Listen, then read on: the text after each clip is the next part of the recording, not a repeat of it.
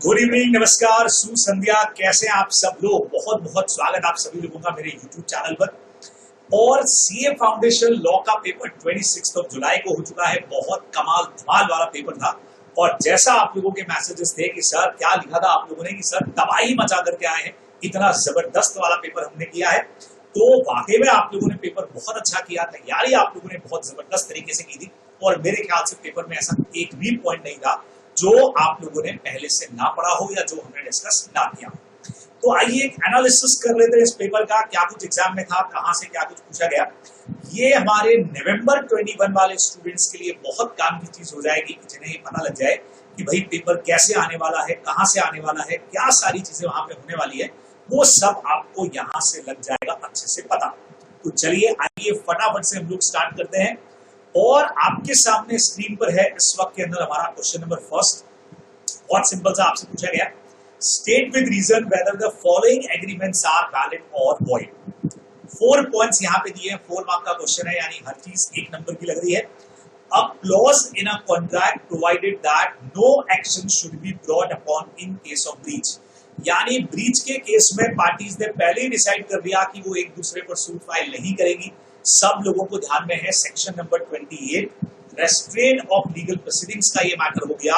और ऐसी चीजें होने वाली है हमारी वॉइड एग्रीमेंट में, आप लोग अच्छी तरह से जानते हैं। और इसी सेक्शन का अगला पार्ट भी है, where two court have jurisdiction to try a suit, an agreement between the parties that the suit should be filed in one of those court alone and not in other।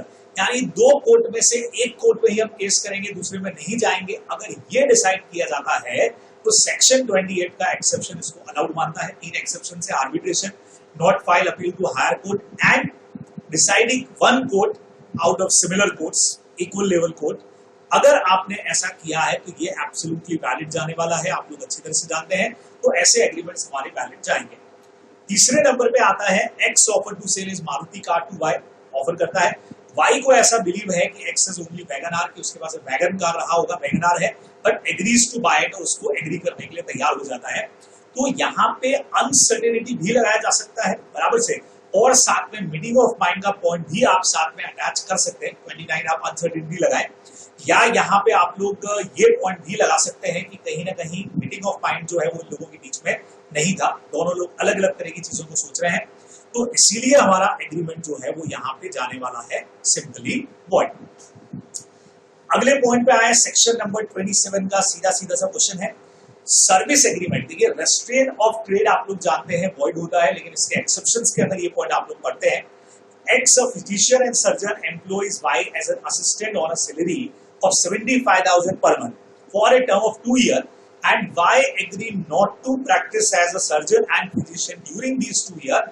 तो ऐसा अगर कोई restriction या restrain वाला agreement होता है service agreements में तो एब्सोल्युटली वैलिड माना जाता है। रीजनेबल टाइम के लिए अगर हो तो ये वैलिड की कैटेगरी में आएगा, आप लोग जानते हैं। तो ये आपका फर्स्ट क्वेश्चन था, तो मेरे हिसाब से सब लोगों ने सही जरूर किया होगा। सेकंड क्वेश्चन हमारा जो है वो 1% कंपनी का है। और सबसे मजेदार चीज आपको बताऊं मैं कि यहां से मैं आपको दिखाना चाह रहा हूं कि जब हम लोगों ने इसके मैराथन्स लिए थे तो सेम यही वाला question, 1% company making a sister. देखिए वाई ने कंपनी बनाया ओपीसी का और अपने सिस्टर को उसने नॉमिनी बनाया। Z is living India permanently due to her marriage abroad and due to this fact she is withdrawing her consent of nomination. वो अपना कंसेंट विड्रॉ करना चाह रही है। 2 चीजें आपसे पूछी गई हैं, क्या यहाँ पे is it mandatory for Z to withdraw her nomination? क्या जरूरी है क्या अगर वो परमानेंटली विड्रॉ करती है? तो हमने कहा सर नेचुरल पर्सन होना चाहिए, उसके अलावा इंडियन सिटीजन होना चाहिए, और प्रीवियस फाइनेंशियल ईयर में 182 डेज और मोर इंडिया में रहना जरूरी है। पर अगर वो परमानेंटली इंडिया लीव करती है मतलब वो रेजिडेंट वाला अपना स्टेटस मेंटेन नहीं रख पाएगी, तो yes she has to withdraw करना पड़ेगा। ये सेकंड वाले में लिखा है कि अगर वो अपना रेजिडेंशियल स्टेटस मेंटेन करती है तो क्या वो नॉमिनी बनी रह सकती है? हमने कहा हाँ जी यस बनी रह सकती है। और मजेदार चीज आपको मैं बताऊं कि हम लोगों का जो रिवीजन था, जो हमारा क्वेश्चन बेस्ड रिवीजन था, उस क्वेश्चन बेस्ड रिवीजन में सेम क्वेश्चंस मैंने आप लोगों को कराया था। मैंने आपको कहा था कि पिछली बार सीए इंटरमीडिएट में सेम क्वेश्चन था। मैं आपको क्वेश्चन दिखाना चाह रहा हूं, ये देखिएगा। जो भी लोग, ये देखिए सेम क्वेश्चन है, Naveen incorporated a one-person company making his sister Nivedita as nominee. Nivedita is leaving India permanently due to her marriage abroad. Due to this fact, she is withdrawing. देख सकते हैं आप लोग, सेम टू सेम क्वेश्चन जो है वो as it is हम लोगों ने हमारे मैराथन लेक्चर के रिवीजन के अंदर यहाँ से लिया था। एज इट इज क्वेश्चन आप लोगों से पूछा गया है, बराबर से। तो ये सीए इंटरमीडिएट का क्वेश्चन था। देखिए सीए इंटर के अंदर जो हमारे टाइप्स ऑफ कंपनीज वाले टॉपिक हैं वो और फाउंडेशन के टॉपिक सेम ही हैं, तो इसीलिए इधर से उधर से इधर क्वेश्चंस आते रहते हैं। तो मैंने इस बार ये कहा था, आप लोगों को पढ़ाया भी था कि ये चीज मुझे लगता है कि इंपॉर्टेंट हो सकती है, आ सकती है। तो यहाँ से एज इट इज ये क्वेश्चन जो है वो आ गया। बहुत बढ़िया है कि हम लोगों ने अपना तैयारी करके रखा था, उसका बेनिफिट यहाँ जरूर आप लोगों को मिला ही मिला होगा। चलिए अगला क्वेश्चन हमारा है risk prima facie passes with property. इसको आपको एलिब्रेट करना है सेल्स ऑफ गुड्स एक्ट के हिसाब से। 4 मार्क का हमारा क्वेश्चन था। और अगर मैं अपने रिवीजन सेट पर आ जाऊं तो ये रहा हमारा रिवीजन, और इस रिवीजन के अंदर अगर हम लोग आ जाएं हमारे चैप्टर नंबर 3 में, तो देखिए आपको इसका आंसर मैं यहां से दिखा देता हूं। आप लोगों ने जरूर इसका आंसर लिख लिया होगा। ये देखिए हमारा स्टार्टिंग चैप्टर का पहला कंसेप्ट यही है, risk prima facie passes with property. देख सकते हैं आप लोग यहाँ पे, the goods remain at the seller risk until the property therein is transferred to buyer. आप लोग देख पा रहे हैं हमारे रिवीजन लेक्चर के अंदर ये इंक्लूड था। When the property therein is transferred to the buyer, तो गुड्स आते हैं बायर रिस्क के ऊपर, भले ही गुड्स का डिलीवरी हुआ हो या ना हुआ हो। और जो भी गुड्स का ओनर होगा उस वक्त ओनर वो होगा जिसके नाम पे ओनरशिप गया, और बट ऑब्वियस है ओनरशिप जिसके पास होगा वही रिस्क को भी उठाएगा। तो whosoever is the owner of the goods at the time of loss must bear the loss। ये पॉइंट पूरा का पूरा हमारे रिवीजन लेक्चर के अंदर इंक्लूडेड था। यहाँ से हमने इसके ऊपर बात की है और बहुत आराम से आप इस पॉइंट को यहाँ से लिख सकते थे। अच्छा, इस पॉइंट को हम लोग यहाँ से भी बात कर लेते हैं, उसके साथ साथ एक आध पॉइंट हमने और, मतलब बहुत कॉमन सा ये पॉइंट है कि जो भी गुड्स का ओनर होगा वही सारी रिस्क को बेयर करेगा, है ना। तो ये पॉइंट हम लोगों ने यहाँ से भी पढ़ा हुआ है। आई थिंक 2 जगह से अपन ने पढ़ा था, जी हाँ, वहां से अपन लोगों ने इस पॉइंट को पढ़ लिया था। तो कहने का मतलब ये है बच्चे लोगों कि ये पॉइंट बहुत सिंपल पॉइंट्स में से एक है सेल्स ऑफ गुड्स एक्ट के। अगर आपने थोड़ा सा भी चैप्टर नंबर 3 को अच्छे से पढ़ा हो तो बहुत इजीली आप यहाँ से आंसर को ड्रॉ कर सकते थे। चलिए सेक्शन नंबर 26 भी हमारी यही बात करता है, पासिंग ऑफ रिस्क की। The goods are at the risk of seller if the ownership has not been transferred to the buyer. The goods are at the risk of buyer। Same line लिखी है और यहीं पे अपन ने ये line भी लिखी है, risk passes with the ownership. यहाँ से आप बहुत बेहतरीन तरीके से इसका आंसर बना सकते थे। तो इजी सा हमारा क्वेश्चन था, 4 मार्क का क्वेश्चन था, लगभग उतना ही मैटर यहाँ से बनता भी है। तो जरूर आप लोगों ने अच्छे से इसको कर लिया होगा। चलिए अगले क्वेश्चन की तरफ बढ़ते हैं।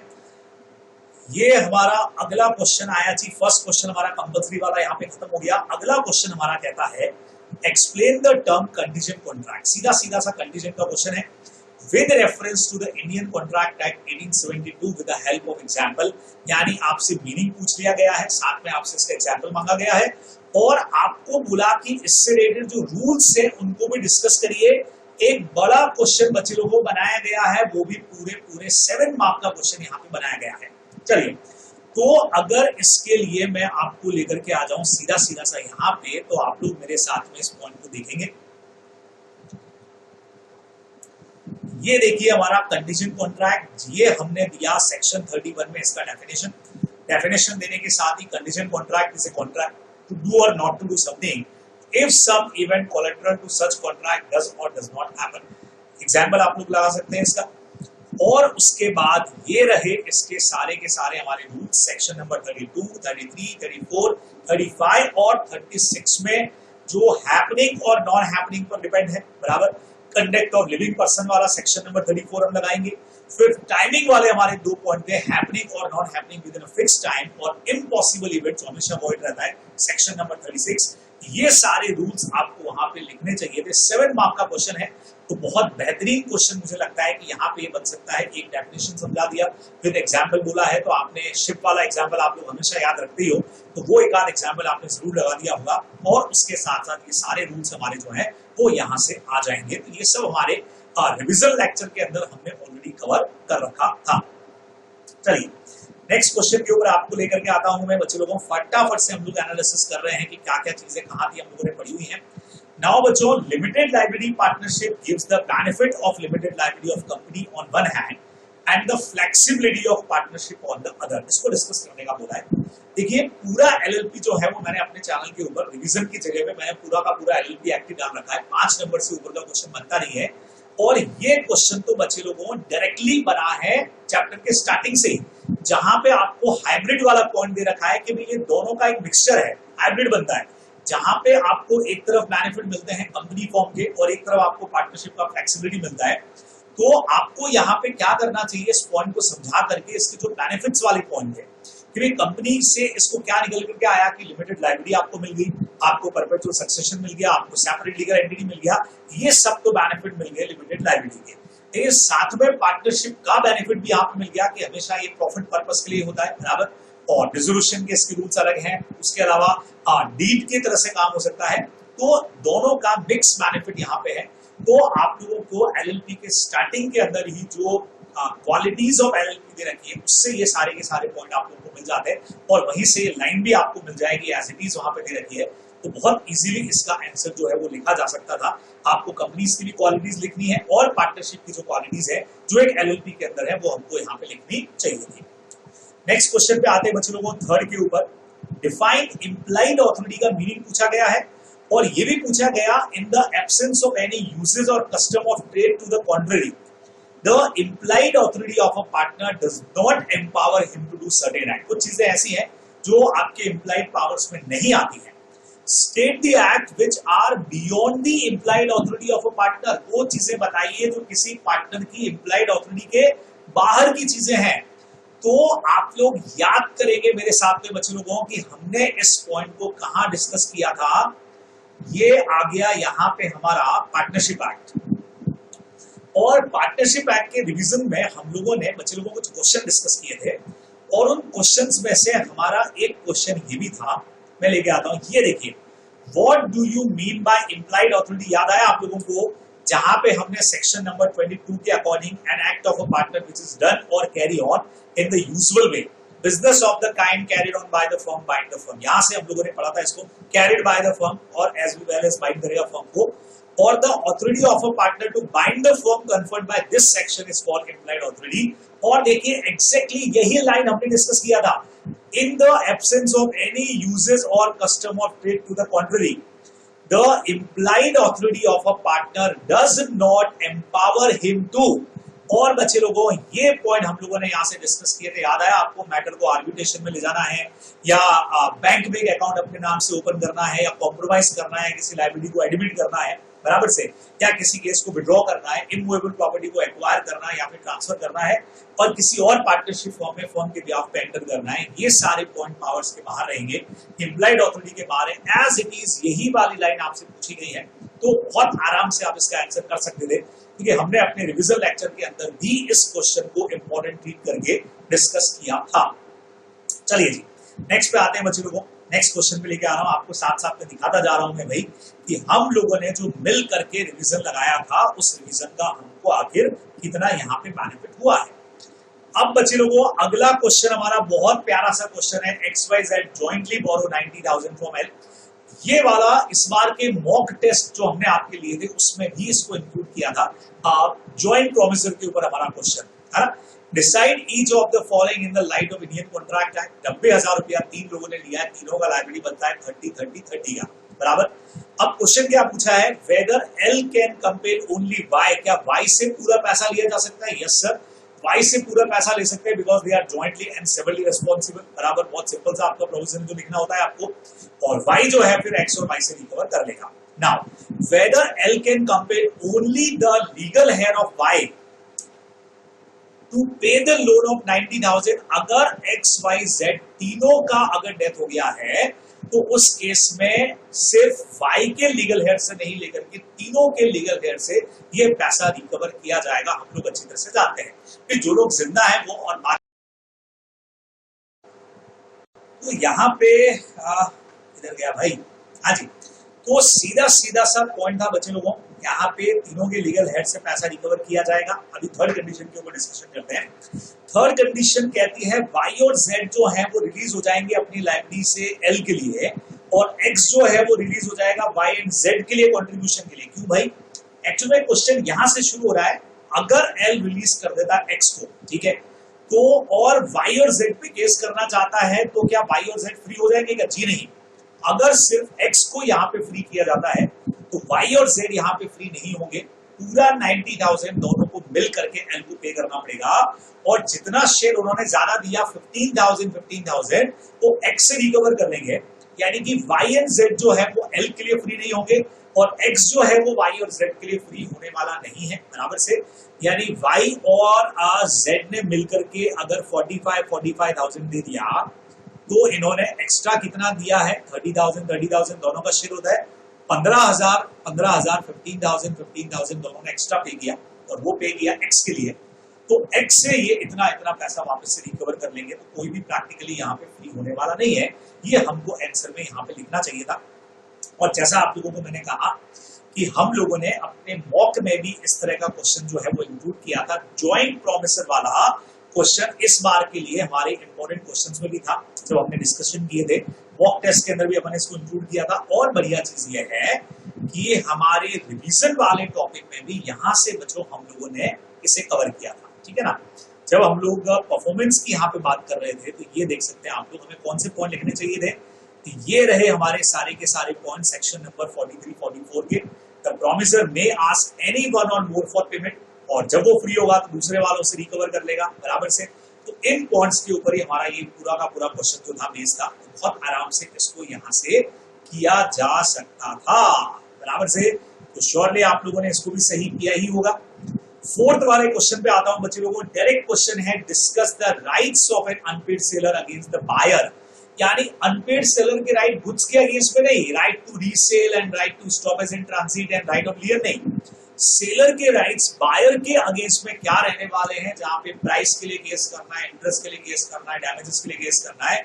6 नंबर का क्वेश्चन बच्चे लोगों को यहाँ पे आपसे पूछा गया है, 6 मार्क्स का पूरा क्वेश्चन है। और अगर मैं आ जाऊं यहाँ पे हम लोगों के रिवीजन सेटअप पे आऊं, तो यहाँ पे ये टॉपिक हमको कहाँ मिलेगा? बट ऑब्वियस अनपेड क्वेश्चन है, तो हम इसके लिए पहुंचेंगे अनपेड सेलर में। और ये हमारा अनपेड सेलर का रिवीजन था, और अनपेड सेलर के रिवीजन वाले पॉइंट में हम लोगों ने इस पॉइंट को यहां से पढ़ा। ये देखिए, right of unpaid seller against the buyer, section number 55, 56, 60, 61।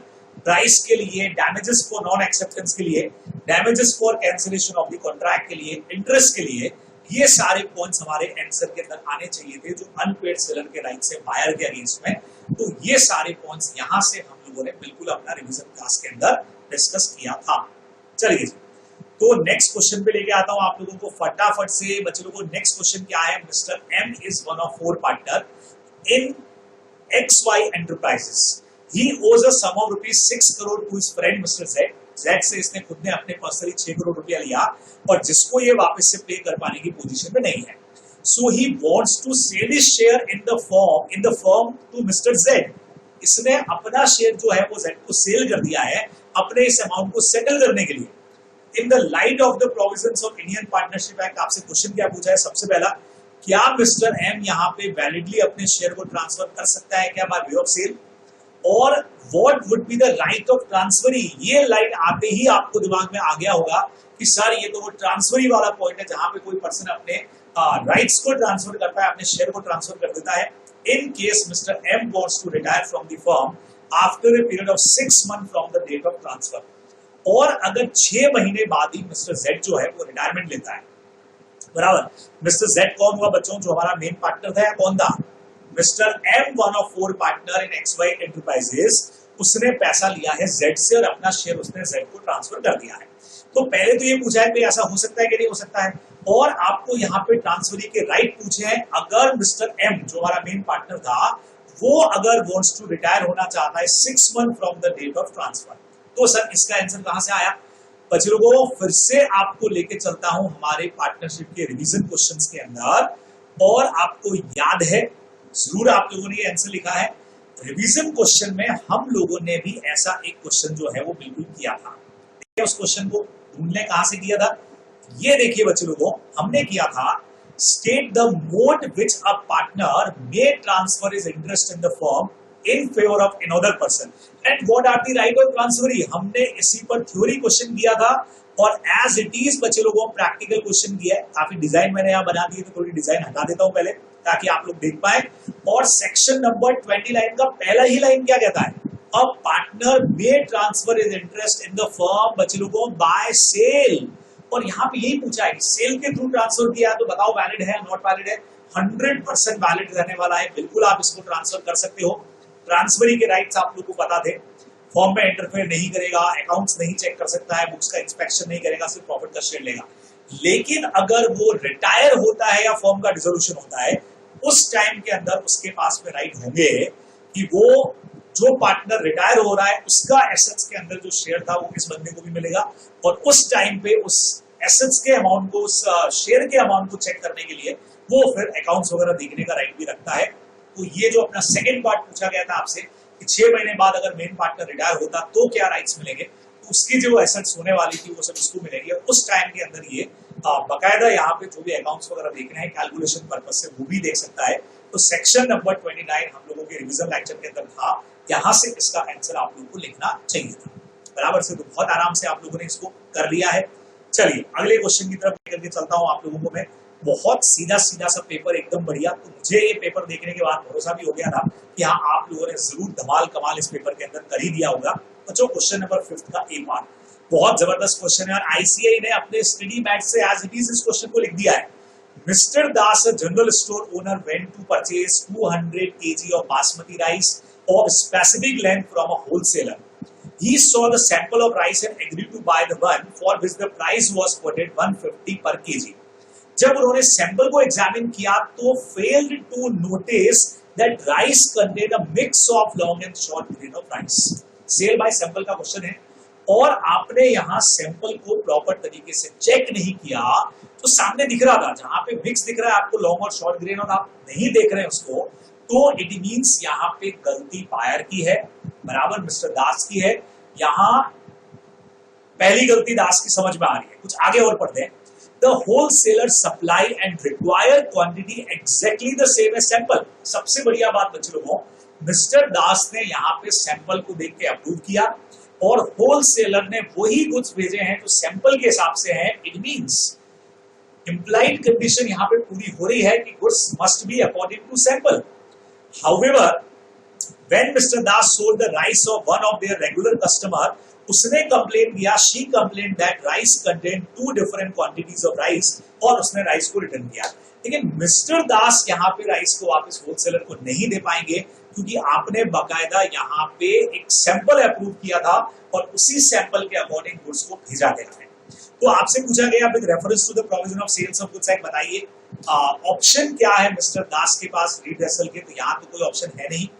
What would be your answer अगर मिस्टर दास ने स्पेसिफाई कर दिया होता बच्चों exact requirement as length of rice, अगर इन्होंने यहाँ पे अपना एग्जैक्ट रिक्वायरमेंट बता दिया होता कि मुझे इसी लेंथ की चाहिए, तो ये सेल बाय डिस्क्रिप्शन वाला पॉइंट भी लगता और उस केस में बच्चे लोगों सैंपल के हिसाब से तो होते लेकिन डिस्क्रिप्शन के हिसाब से नहीं होते, तो उनको कॉन्ट्रैक्ट कैंसिल करने का राइट मिलता। अब इसको लेकर के बहुत बड़ा कंफ्यूजन हो सकता है, सबका अलग अलग ओपिनियन चल सकता है, नहीं सर ऐसा ऐसा होगा, उसको देखना चाहिए था, नहीं देखना चाहिए था। तो सारे कंफ्यूजन को हम लोग दूर कर देते हैं और आपको मैं सीधा लेकर के चलता हूं। इसके लिए आईसीआई का स्टडी मटेरियल, जी हाँ आईसीआई का स्टडी मटेरियल ओपन करिएगा। वो ओपन करने के बाद में आप सीधा कंडीशन एंड वारंटीज वाले चैप्टर में जाना और सेकंड वाला क्वेश्चन देखना, सेम टू सेम क्वेश्चन आपको दिखेगा, बस नाम चाहिए थे बच्चे लोगों। Gita wants to, Mrs. Geeta went to local rice and wheat wholesaler shop and asked for 100 kg of basmati rice. The shopkeeper quoted the price same 125 per kg, which she agreed. Mrs. Geeta insisted that she would like to see the sample of what will be provided to her by the shopkeeper before she agreed upon such purchase. The shopkeeper shows her a bowl of rice as a sample, or the sample exactly correspond to the entire lot, जैसा entire lot उसके पास में था।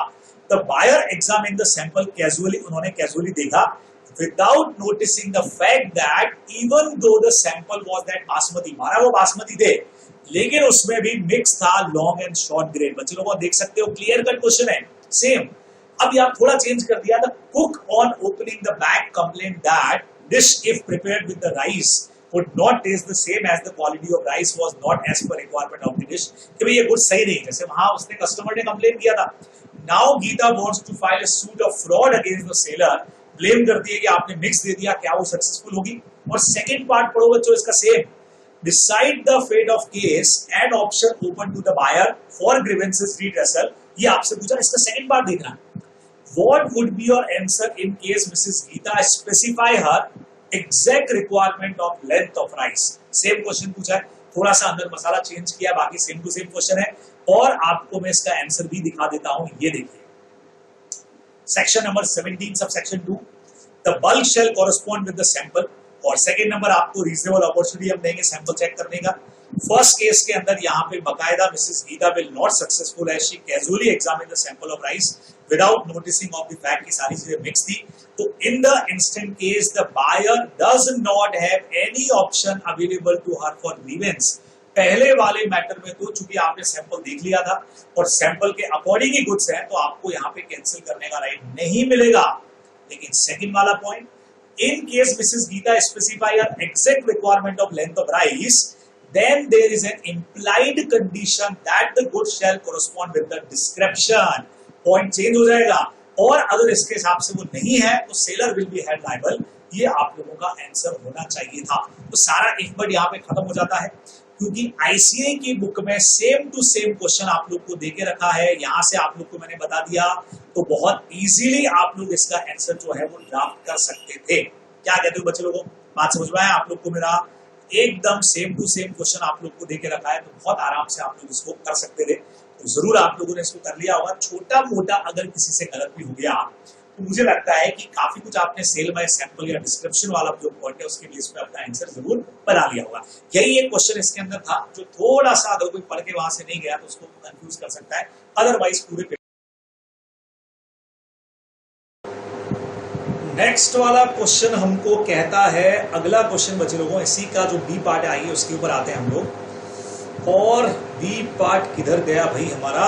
हाँ जी, चलिए इसी का B part बच्चे लोगों, examine the classification of companies on the basis of control as per companies act.